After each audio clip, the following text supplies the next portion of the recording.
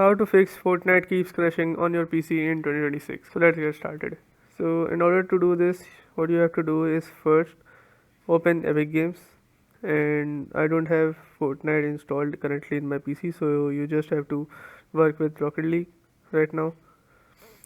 But the process is same for every game in Epic Games. So let's consider this is Fortnite, and what you have to do is click on these three dots and click on manage, and the first method would be click on verify. Once you verify all the files, your problem should be solved.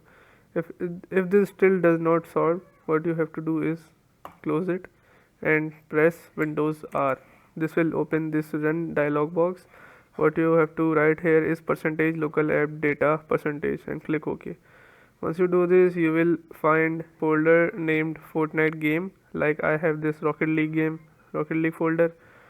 So you should have a folder named Fortnite game, and let's suppose this is Fortnite game folder. What you have to do is right click on it and click on delete. This would delete, and now you have to restart your PC one time. This will guaranteed fix your problem 100%. And if your problem still occurs, make sure to comment down below so we can bring a detailed guide on this video. So this is it for today's video. If you like the video, give it a thumbs up, subscribe, comment, and thanks for watching.